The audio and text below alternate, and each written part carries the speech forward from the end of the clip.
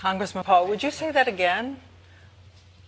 Would you use that phrase again?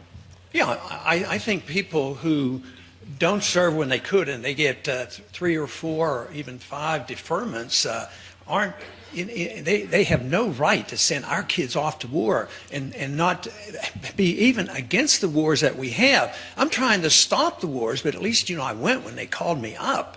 But, the veterans problem is a big one. We have hundreds of thousands coming back from these wars that were undeclared, they were unnecessary, they haven't been won, they're unwinnable. We have hundreds of thousands looking for care.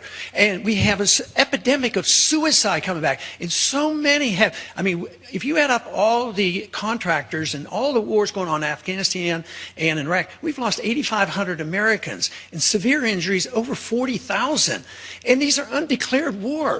So Rick keeps saying you don't want this libertarian stuff, but what I'm talking about, I don't bring up the word, you do, but I talk about the Constitution. Constitution has rules, and I don't like it when we send our kids off to fight these wars, and when those individuals didn't go themselves, and then come up and when they're asked, they say, oh, I don't think one person could have made a difference.